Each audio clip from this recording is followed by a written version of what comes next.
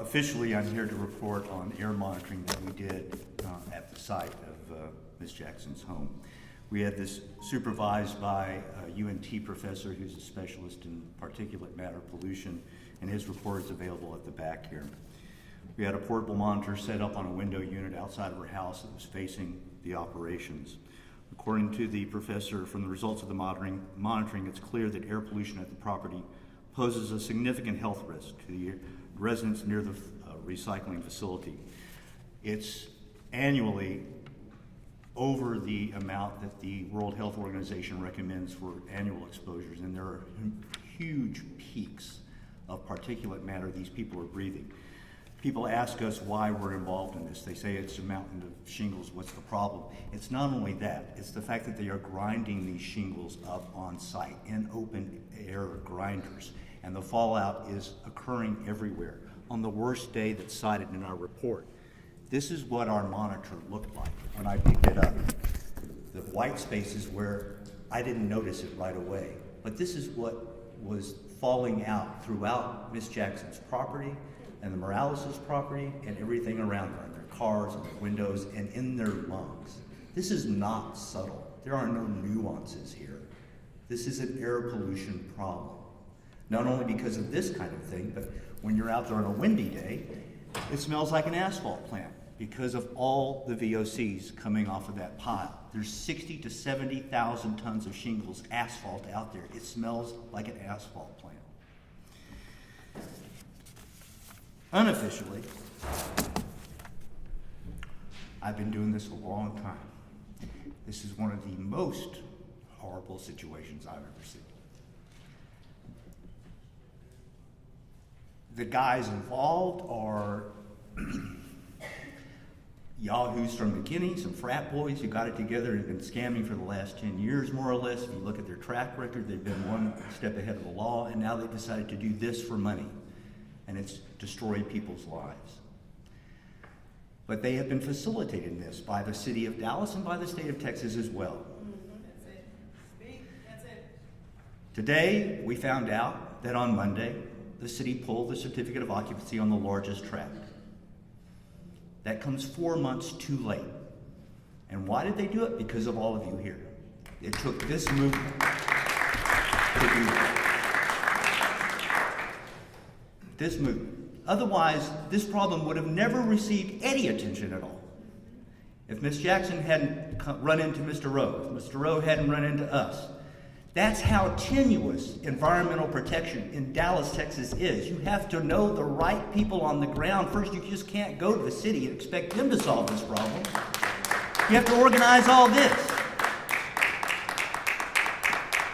Now, they're going to want some applause today for pulling that permit or for having a temporary restraining order. That's not what should be done. You're going to hear in a minute from Ms. Fields about what we're suggesting. There are tools out there that can solve this problem permanently and not make it happen ever again south of the Trinity River.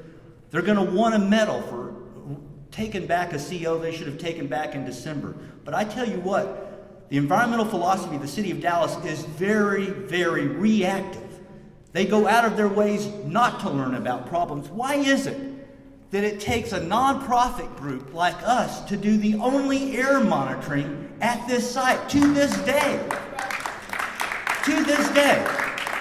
There are no City of Dallas or State of Texas air monitors anywhere around that facility. Nowhere. And this is not the first time. We were the only monitoring going on in Joppy, too. People have asked for their help and the city refuses. The honorable thing to do would be to resign if I was the head of this environmental agency, because they are not doing their job. They are not doing their job. They are reshuffling names and making it a big effort and saying they claim to care about black kids with asthma, but then they do crap like this in the field, and it betrays their hypocrisy. Look, I've been around cement plants and lead smelters. This is a terrible situation. This is righteous. You react to this as a person, not as a job, not as anything else that you might be. This is uncivil and uncivilized treatment, and it should be stopped. Thank you. I want to ask you something, Mrs. Marsha. Have they had said anything about whether there's an air monitor in your area. See, because they lied to us and they told us that there was an air monitor, and the closest air monitor was like 13 miles away. You know, that's the kind of things, you know, that happen doing stuff like this. There was not an air monitor. So now we're at the point of what can Dallas do? Dallas. One thing you can do is direct the city's Office of Sustainable Development and Construction to revoke Blue Star's current certificate of occupancy. You've partially done that. And for the larger of its 2 tracks, and deny a second certificate of occupancy for the company's smaller track, still pending from December. Convene on an authorized hearing for the rezoning of the Blue Star parcel and surrounding area to restore residential adjacent rights to homeowners and require a special use permit for any light or heavy industrial use on that property. You can also submit a request to the Board of Adjustments to begin immediate amortization hearings against Blue Star based on non-conformance to current rezoning. Also, the ordinances that we are asking for we're asking for 4 ordinances for the City of Dallas to come into compliance with. An equity provision to be included in the city's new economic development policy, a moratorium on certificates of occupancy south of the Trinity River for any large industrial polluters. We're tired of you doing in the south. There's a north, east, and west. Go those ways. A restoration of the Dallas Environmental Health Commission. Yeah, they need a whole new revamping. A JAPA Environmental Preservations District to begin the process of reversing decades. Say that again. Decades. My grandparents have been in Joppy for 70 years. This stuff been going on for hundreds of years. Decades of racist zoning and one of Dallas's most important environmental justice hotspots and separating people from polluters.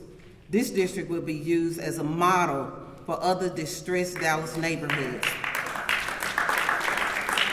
And thank you so much for coming to Southern District, Southern Dallas Rising. If we do not get our demands as met, we will be hell raisers. We will be out at Blue Star beginning Saturday at 12.